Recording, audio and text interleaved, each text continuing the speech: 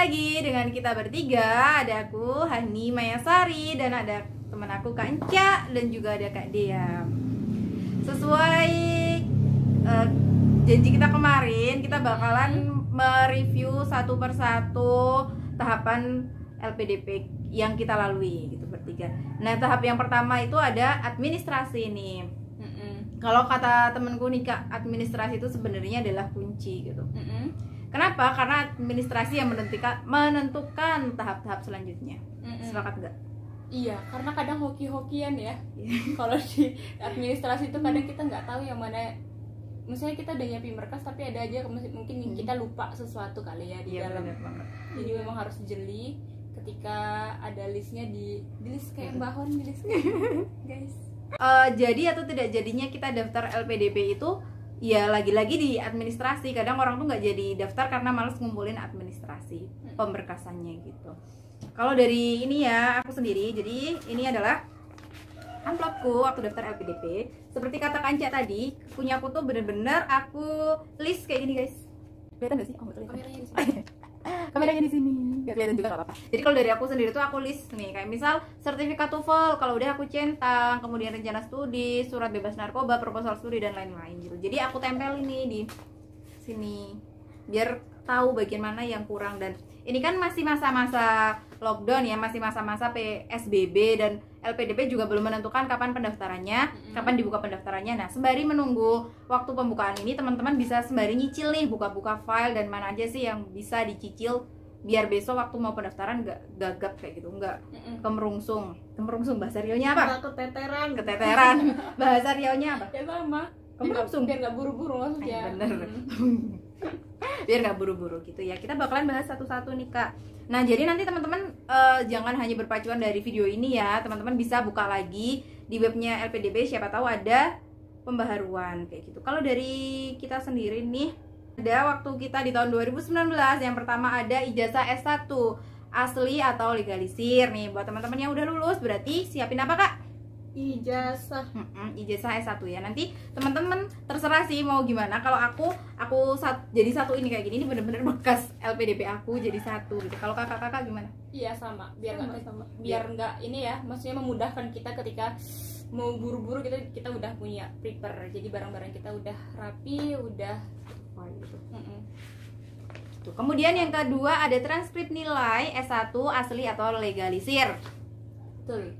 Jadi kan kalau ijazah otomatis ada transkripnya. Nah, nanti bisa lagi-lagi kita masukkan ke dalam amplop yang sudah kita sediakan. Dan jangan lupa ada checklistnya. Itu akan benar-benar mempermudah teman-teman. Yang ketiga, surat rekomendasi dari pimpinan, tokoh, atau pakar di bidang. Terus ini, sesuai format dari LPDP. Jadi nanti kita mengunggah formatnya. Kemudian rekomendasinya terserah teman-teman nih. Kalau dari kakak-kakak gimana tipsnya? Kalau tipsnya? Iya, tadi kayak yang dibilang itu, carilah betul-betul dosen yang mungkin memang mengenal kalian, misalnya kayak pembimbing kalian atau penguji kalian yang udah tahu kalian. Dan mungkin kalian punya suatu dosen yang betul mengenal kalian. Saya kan di organisasi, dia salah satu pembinanya, mungkin yang udah lebih mengenal kalian, seperti itu sih. Dan kalau bisa juga yang punya jabatan penting di kampusnya gitu. Oke, kalau ini Kak, jadi kemarin tuh aku dapet cerita dari teman-temanku yang di luar daerah yang udah gak di Jogja lagi. Mereka bingung kan, masa mau minta rekomendasi harus ke Jogja. Akhirnya mereka minta ke pimpinan setempat kayak gitu. Dan itu lulus nggak? Lulus. Oh, bisa berarti. Dia lulus. Dia teman sekelas aku waktu aku S1 kemarin. Kalau aku pribadi itu satunya dari dosen aku, dari salah satu dekan Fakultas Perikanan Kelautan di Riau, Pak Bintal. Ya Allah. Hai Pak Bintal. Ya, sangat baik, dia dekan sampai sekarang. Terus yang kedua, aku minta rekomendasi dari salah satu tokoh di bidang pesisir laut yang ada di Banten, yaitu daerah di Riau pokoknya, tentang mangrove. Jadi aku memang rakyat biasa, maksudnya bukan dari yang kalangan pendidikan yang tinggi, tapi beliau memang kontribusinya untuk pesisir itu sangat besar. Jadi aku minta dua itu dari beliau, satu lagi. Aku minta satu doang loh Pak. Oh, aku dua. Kak dia? Dua. Oh, aku satu doang karena ya di sini tuh surat rekomendasi dari pimpinan tokoh atau pakar di bidang sesuai format LPDP, dan aku cuma ngeprint satu formatnya tuh kayak gimana ya? Ada.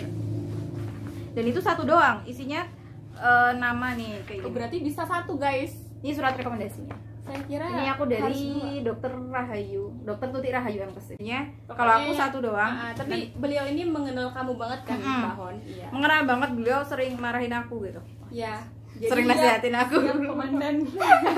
Kalau aku Iya, gini, gimana dia mau kasih kita rekomendasi sedangkan dia nggak terlalu kenal sama Iya, kita bener banget. gitu. Nanti isi dari yang surat rekomendasinya ya kayak kurang valid juga kan kalau nggak kenal. guys. Ya, Oke, lanjut. Kemudian surat pernyataan sesuai format LPDP bermatre. Jadi nanti kita ada format tuh dari LPDP, kita print, download dulu baru print, kasih metre, ditandatanganin. Itu nanti diunggah gitu ya.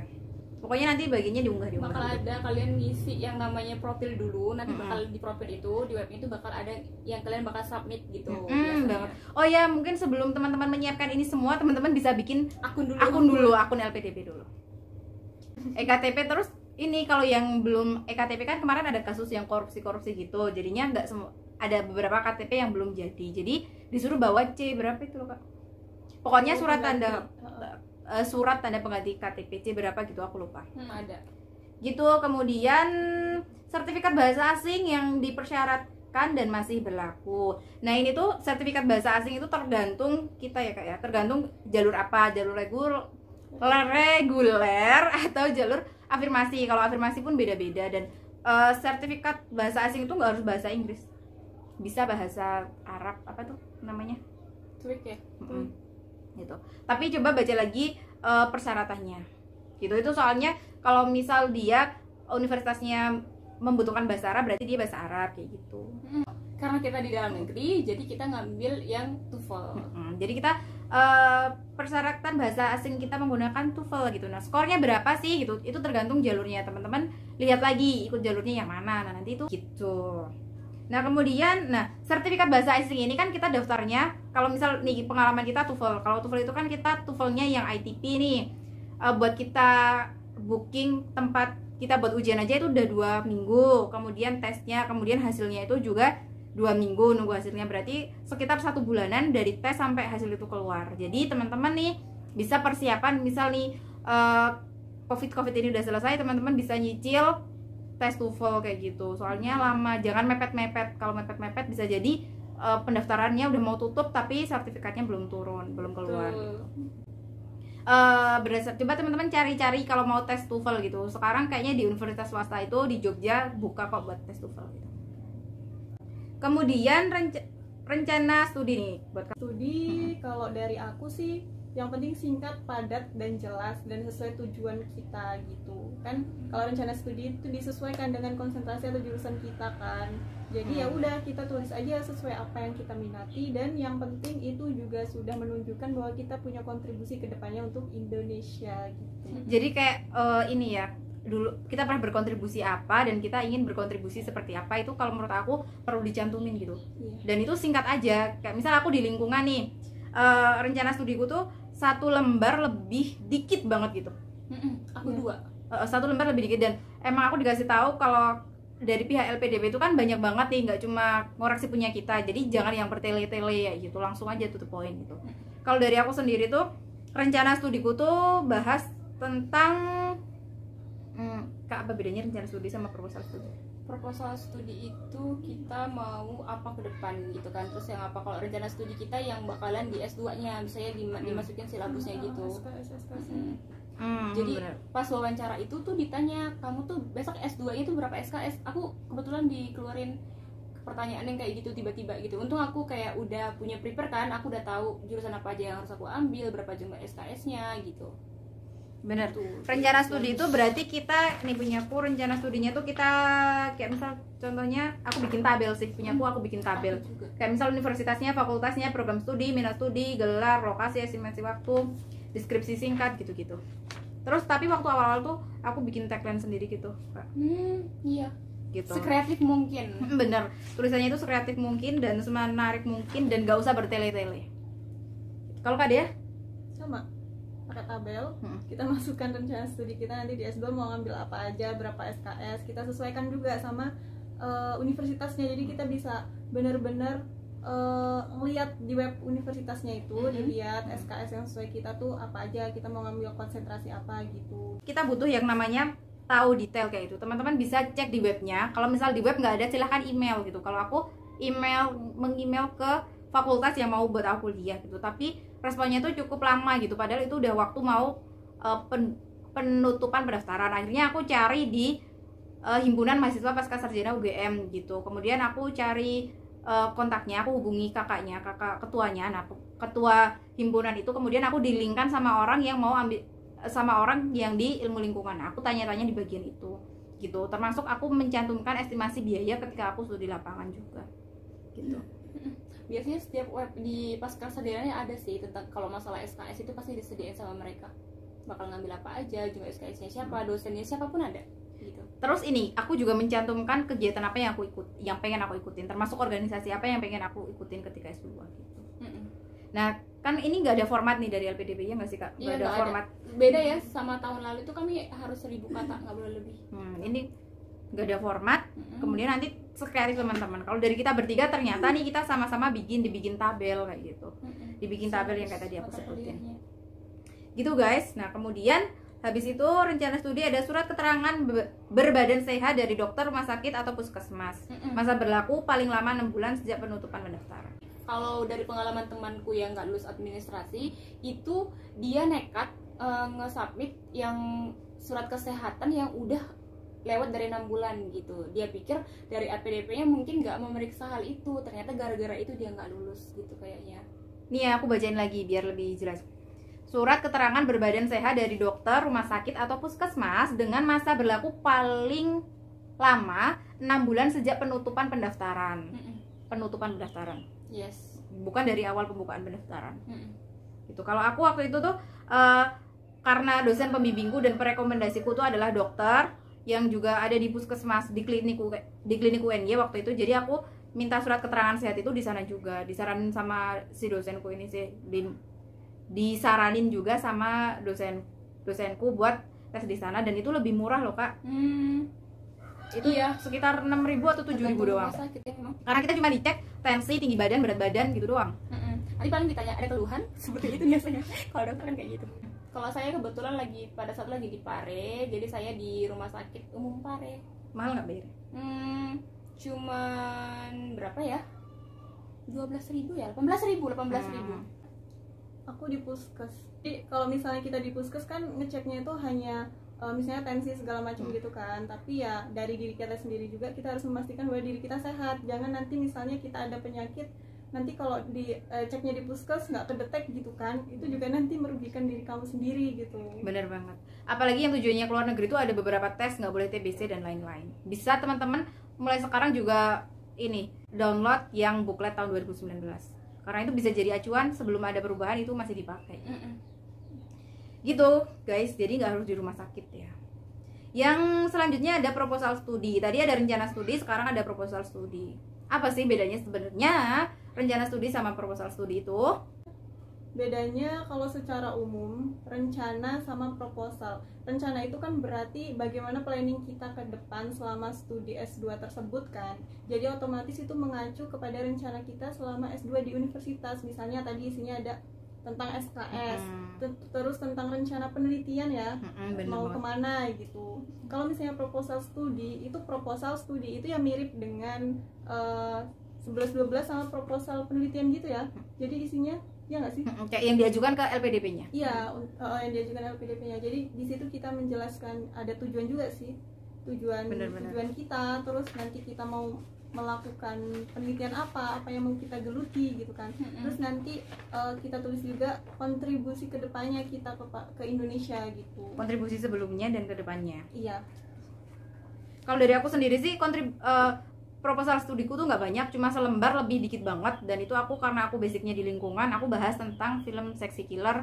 Aku mau ngapain ke depannya dengan mengangkat isu itu, aku mau ngapain sih belajar kayak gitu di lingkungannya. Ini tuh kayak proposal studi tuh kayak rangkuman dari yang tadi Kak Enca bilang tuh loh Kak. Kalau di tahun 2018 itu kita ada tiga essay. Ada tiga yang harus, ya 3 essay yang harus buat. Ini kontribusi yang sekarang sedang kita lakukan, yang akan kita lakukan, sama yang pernah kita lakukan. Yang pernah yang sedang kita lakukan dan yang akan kita lakukan. Nah, 3 poin ini kalau aku sendiri tuh aku rangkum di bagian Proposal, ya. proposal. Apa sih yang bakalan teman-teman tonjolkan yang udah teman-teman lakukan buat dicantumkan di proposal teman-teman. Kayak gitu. Nah, kemudian setelah proposal studi ada surat keterangan bebas narkoba dengan masa berlaku paling 6 bulan lama juga. 6 bulan. Nah, kalau aku sendiri waktu tes bebas narkoba ini aku juga di klinik UNY dari sarannya dokterku tadi, dari dosen pembimbingku.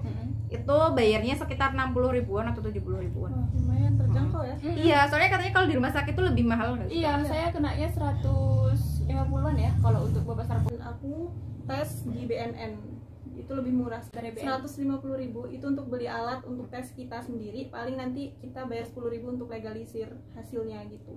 Nah, kemudian ini nanti akan ada persyaratan khusus buat teman-teman yang ikut afirmasi ini. Tadi kan afirmasi ada banyak tuh. Kalau afirmasi keluarga prasejahtera itu lebih banyak lagi, kayak misal surat keterangan tidak mampu dan lain-lain gitu. Kalau dari afirmasi bidik misi juga nanti diminta SK bidik misi. Dari afirmasi santri juga nanti diminta SK bahwasanya dia udah belajar di situ, udah menjadi santri di situ gitu. Jadi teman-teman bisa buka-buka lagi ya gitu. Ini dari kami bertiga gitu, dan mungkin kami bisa belajar nih dari Kanca yang Kanca ini di tahun 2018 juga udah daftar LPDP tapi qadarulahnya belum lolos dan baru sampai tahap administrasi gitu. Jadi administrasi itu emang benar-benar harus kita pikirkan juga ya Kak ya. Jadi jangan dianggap kayak sepele gitu kan. Jadi harus betul-betul harus tidak lagi. Betul nggak kalian submitnya sesuai dengan yang misalnya kan di submitnya misalnya kayak bebas narkoba, betul nggak di situ di submitnya gitu. Nanti kan kadang ketukar-tukar ya gitu. Jadi harus lebih teliti aja. Sama tadi proposal sama rencana studinya itu diperhatikan juga, karena yang lagi-lagi yang mengoreksi itu nggak cuma ngoreksi punya kita doang, punya jutaan orang, ribuan orang gitu. Jadi singkat, padat, jelas, dan langsung to the point aja. Gitu. Kalau dari Kak dia? Ya, sama kayak gitu. Tambahan apa gitu Kak? Intinya kalau misalnya untuk bikin rencana sama proposal studi itu nggak usah bertele-tele, jadi begitu kita nulis langsung ada benang merahnya di mana yang koreksi atau pembaca itu begitu baca itu langsung kena gitu, oh ini maksudnya, ini tujuannya gitu. Jadi beliau nggak harus nganalisis dulu tuh tulisan kalian sampai akhir baru beliau bilang iya kayak gitu. Kalau aku pribadi ini Kak belajar dari ini, aku baca di beberapa blog tentang mereka, kan ini tahun pertama banget nih ada yang namanya proposal studi, sedangkan tahun kemarin kayak tadi yang dibilang Kanca ya sebelumnya. Jadi aku belajar dari beberapa tulisan itu, aku simpulin sendiri dan aku nulis sendiri, kemudian aku minta koreksiin ke kakak tingkat kalau aku. Kalau Kanca gitu nggak? Kalau saya tidak. Kalau saya memang saya Mandiri ya? Mandiri udah Sama-sama. keren gitu. Karena aku ada kakak tingkat yang baik gitu, yang minta bilang deh nanti kalau udah selesai di ini ya kirim ke aku dulu, mau aku cek gitu. Ya udah aku cek gitu. Oh iya, perubahan tahun 2018 ke 2019 ada lagi. Jadi tahun 2019 itu jurusan yang bisa kita ambil itu cuma 1, sedangkan 2019 bisa 3. 3. Kita bertiga bisa ngambil 3 jurusan. Oh ya guys, ini yang paling penting banget, teman-teman bisa lihat dulu lihat di list LPDP jurusan yang mau teman-teman ambil itu ada nggak di BI LPDP. Soalnya ada temanku, kita tuh udah tes TOEFL dan lain-lain, beliau TOEFL-nya tinggi banget gitu, dan ternyata beliau nggak jadi daftar LPDP gitu karena Jurusan yang dia pengen jurusan yang beliau pengen tuh nggak ada, padahal udah keterima di universitas tersebut, dan akhirnya ya udah nggak jadi daftar LPDP. nanti bakal ada book dari LPDP yang Booklet. universitas apa aja yang kerja sama LPDP-nya gitu. Nanti teman-teman bisa cek ya, dibuka dulu kira-kira ada nggak sih yang pengen teman-teman pengenin gitu, termasuk universitasnya. Jangan-jangan universitasnya nggak ada gitu. Tuh. Gitu sih guys. Udah ya, ada lagi. Udah. Nah di sini tahap 1 share pengalaman kita tentang tahap 1 LPDP, semoga bermanfaat. Ditunggu lagi di video selanjutnya, yaitu di tahap 2 yaitu SBK atau seleksi berbasis komputer. kita bertiga pamit. Semoga bermanfaat, kurang lebihnya mohon maaf. Wassalamualaikum warahmatullahi wabarakatuh.